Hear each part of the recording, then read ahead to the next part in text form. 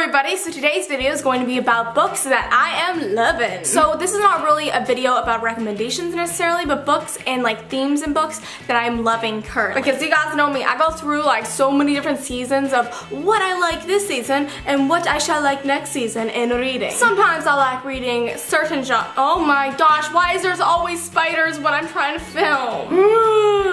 What is that, a crab? No thank you, no thanks. Sometimes I like reading one genre and sometimes I feel like reading another, but I dabble in all of them just because that's what I like to do. So the books that I am reading this month have to do majorly with romance, but has other elements that they also include in the novel to make it more than just a romance novel, even though just plain old romance novels are amazing. But I'm feeling like something with the romance, something that's sided with that. Like the romance is the main course, but the side that we all love is going to be fantasy, historical fiction. So three of the books that I have today are all quite different, but they have the main theme of romance in them. So let's get into it and let me show you what books I've been loving recently. So I recently just read Nora Roberts' Jewels of the Sun, and I loved the premise of this novel about a woman from America who goes to Ireland to kind of find herself, and she ends up dabbling in the art of mythology and folklore. And she finds herself there, and she also finds her lover, who works at the local pub, and he is very swoon-worthy. But something I really liked about this novel is that there's such great character development in it,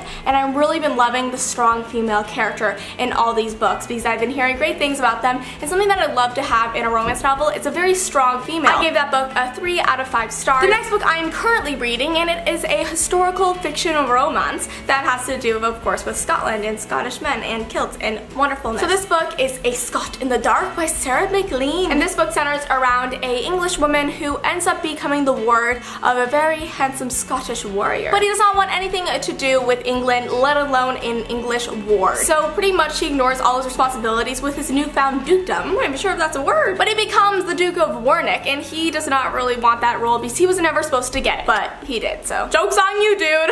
So when his ward, Miss Lillian, goes and causes some scandalous trouble that was not of her making, he needs to go down and get it sorted because he is her guardian, so that's what he got to do. And then, you know, they pretty much find each other insufferable because he is just very strong-headed, just as she is, and it just ends up swirling into a romance, of course, and I love that. Okay, the next book I am so excited to read because I was scrolling through my friend Elizabeth May's Goodreads, and whatever she reads on Goodreads ends up being like a really good book because that's all she puts on her Goodreads is books that she really enjoyed and recommends. And so I was scrolling through her feed and I noticed she read this book and it looks so freaking good. I also got recommended this book by Elizabeth, so she's awesome. And this book is called Firelight by Kristen Callahan, and you know what's funny? I did not know that my all-time favorite author blurbed this book.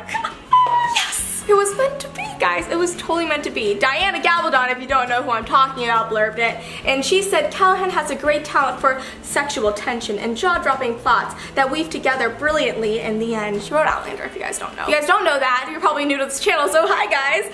I'm obsessed with Outlander by Diana Gabaldon and recommend everybody should read it. Miranda Ellis is a woman tormented. Plagued since birth by a strange and powerful gift, she has spent her entire life struggling to control her exceptional abilities. Yet one innocent but irreversible mistake has left her family's fortune decimated and forced her to wed London's most nefarious nobleman. Lord Benjamin Archer is no ordinary man. Doomed to hide his disfigured face behind masks, Archer knows it's selfish to take Miranda as his bride, yet he can't help being drawn to the flame-haired beauty whose touch sparks a passion he hasn't felt in a lifetime. When Archer is accused of a series of gruesome murders, he gives into the beastly nature he has fought so hard to hide from the world. But the curse that haunts him cannot be denied.